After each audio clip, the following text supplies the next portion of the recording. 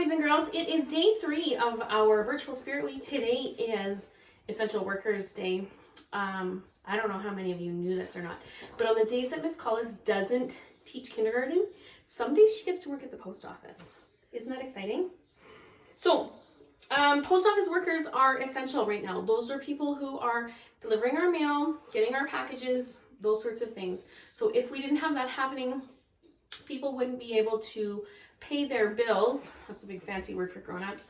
Or they wouldn't be able to get the things that they need because stores are closed. So that's why the post office is essential. So this is actually my real post office uniform. This is what I wear on the days that I am working there. All right. Today we are doing our phonics lesson. Our sound is it's for the letter L. So your tongue goes on the top of your mouth. Our story is called Library Lion. It's written by Michelle Knutson and illustrated by Kevin Hawks. Okay.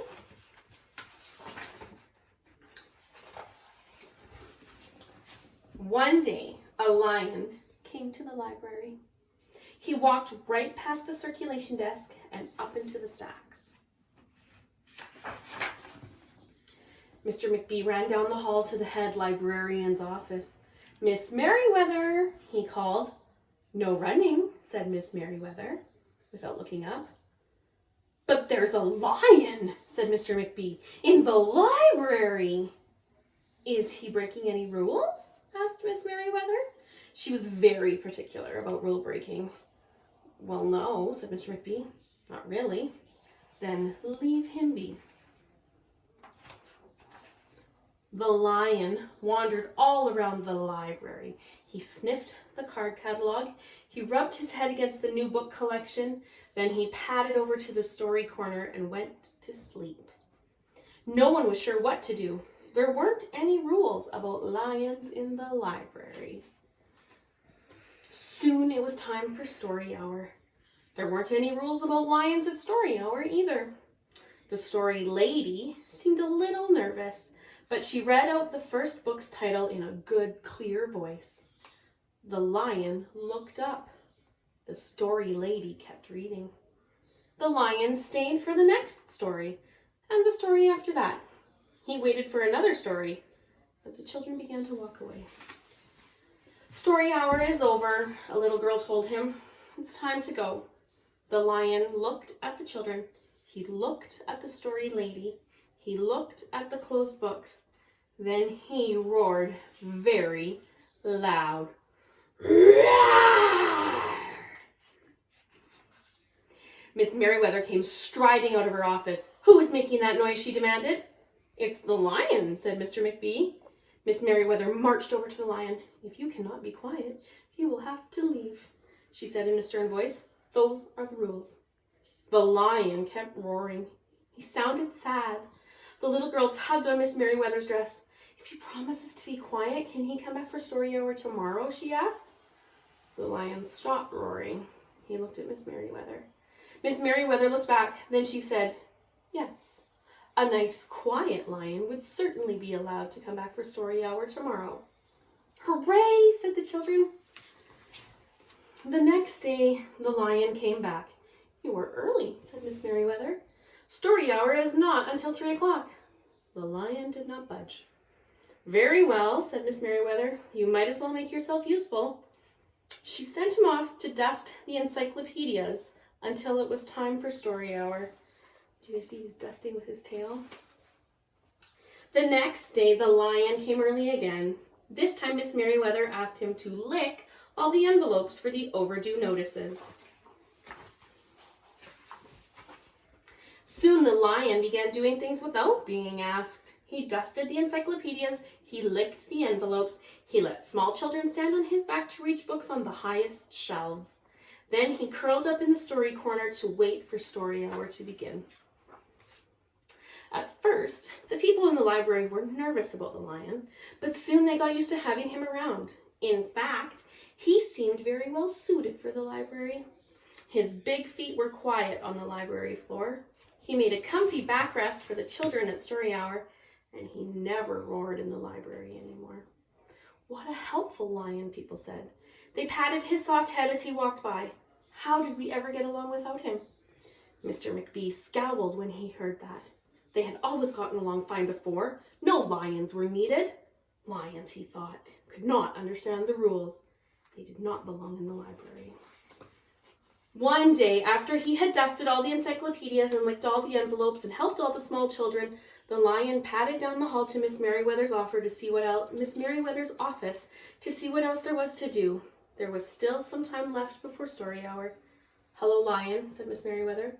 "I know something you can do. You can bring a book back into the stacks for me. Just let me get it down from the shelf." Miss Merriweather stepped up onto the step stool. The book was just out of reach. Miss Merriweather stood on her toes. She stretched out her fingers. "Almost there," she said. Then Miss Merriweather stretched a little too far. "Ouch," said Miss Merriweather softly. She did not get up. "Mr. McBee," she called after a minute. "Mr. McBee!" But Mr. McBee was at the circulation desk and he could not hear her calling. "Lion," said Miss Merriweather, "please go and get Mr. McBee." The lion ran down the hall.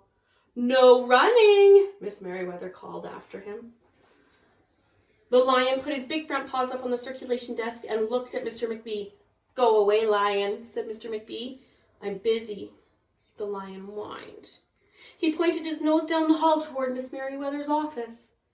Mr. McBee ignored him. Finally, the lion did the only thing he could think of to do.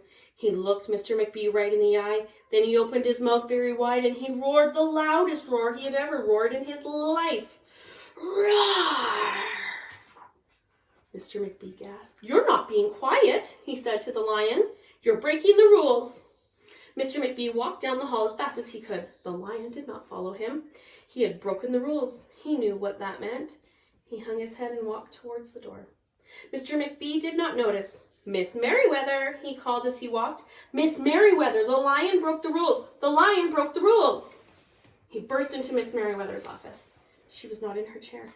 "Miss Merriweather?" he asked.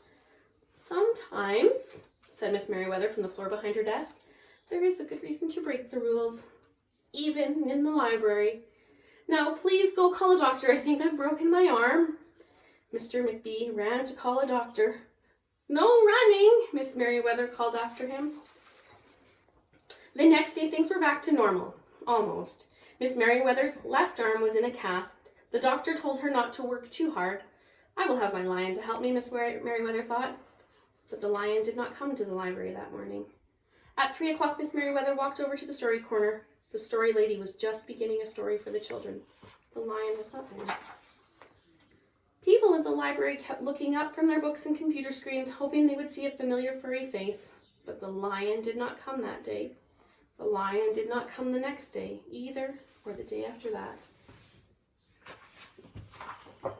One evening, Mr. McBee stopped by Miss Merriweather's office on his way out. "Can I do anything for you before I go, Miss Merriweather?" he asked. "No, thank you," said Miss Merriweather. She was looking out the window. Her voice was very quiet, even for the library. Mr. McBee frowned as he walked away. He thought there was probably something he could do for Miss Merriweather after all. Mr. McBee left the library, but he did not go home. He walked around the neighborhood. He looked under cars. He looked behind bushes. He looked in backyards and trash cans and in tree houses. Finally, he circled all the way back to the library. The lion was sitting outside looking in through the glass doors. "Hello, Lion," said Mr. McBee. The lion did not turn around. "I thought you might like to know," said Mr. McBee, "that there's a new rule in the library. No roaring aloud unless you have a very good reason. Say, if you're trying to help a friend who's been hurt, for example." The lion's ears twitched. He turned around, but Mr. McBee was already walking away. The next day, Mr. McBee walked down the hall to Miss Merriweather's office. "What is it, Mr. McBee?" asked Miss Merriweather in her new, sad, quiet voice. "I thought you might like to know," said Mr. McBee, "that there's a lion in the library." Miss Merriweather jumped up from her chair and ran down the hall. Mr. McBee smiled. "No running," he called after her. Miss Merriweather didn't listen. Sometimes there was a good reason to break the rules, even in the library.